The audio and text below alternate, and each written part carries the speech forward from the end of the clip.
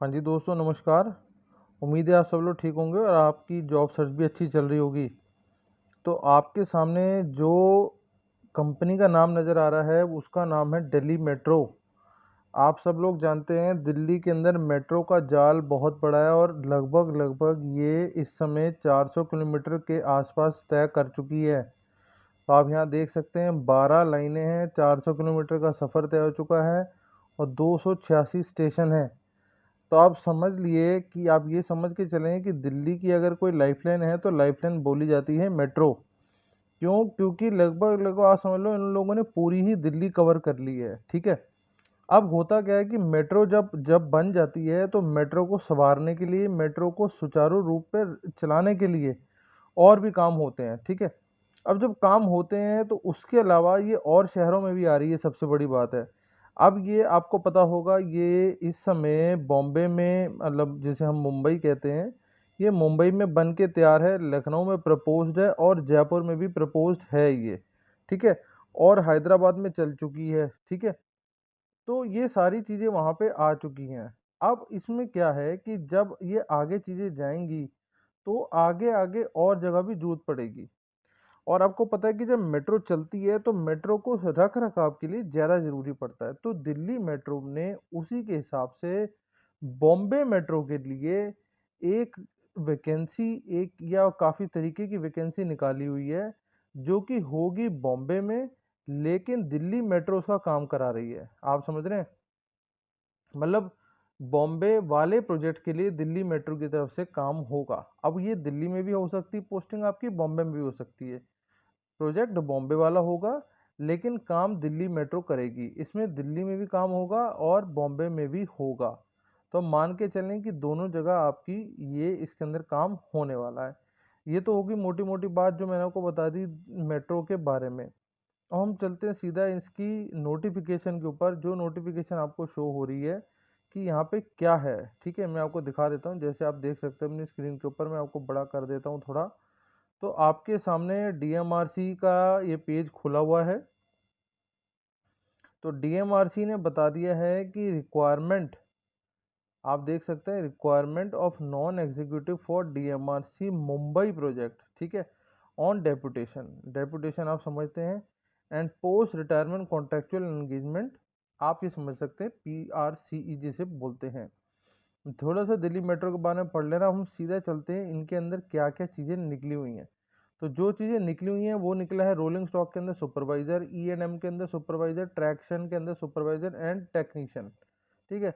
आप समझिए सुपरवाइजर को क्या चाहिए, 3 year engineering degree, diploma in electrical equivalent trade from a government recognised university हो जाएगा ये। टेक्नीशियन के अंदर मार्टिकल्चर, मतलब 10वीं और class 12th and having ITI। अगर आपके पास ITI भी है तो भी आप काम करेंगे इसके अंदर। ठीक है। E&M सुपरवाइजर और टेक्नीशियन वही दोनों में सेम चीज़ है, 3 ईयर इंजीनियरिंग डिग्री या डिप्लोमा। और टेक्नीशियन के अंदर ITI होनी चाहिए आपके 10वीं या 12वीं के लिए। ऐसी ट्रैक्शन के अंदर भी सेम इन लोगों ने निकाला है और SNT के अंदर भी सेम निकाला है। पर यहाँ पर इन लोगों ने SNT के अंदर बहुत सारी और लाइनें जोड़ दी हैं, diploma in electronics computer engineering, IT electronic communication और इलेक्ट्रॉनिक्स और टेक्नोलॉजी। तो ये आप सारी चीज़ें समझ लेना, ये पढ़ लेना आप।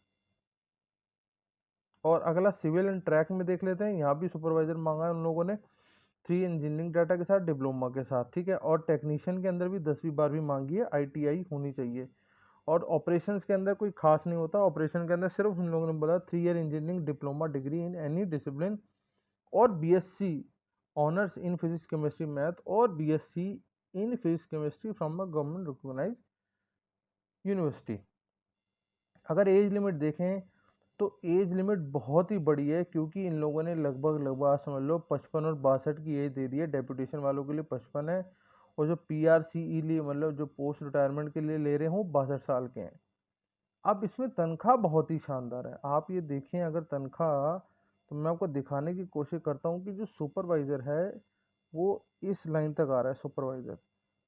तो आप अगर रिटायर इक्वलेंट IT है तो 37,000 से लेके 1,50,000 तक, नहीं तो 56,000, 65,000, 72,000। ठीक है। टेक्नीशियन में भी आप देख लो 29,000, 39,000, 44,000 और 56,000।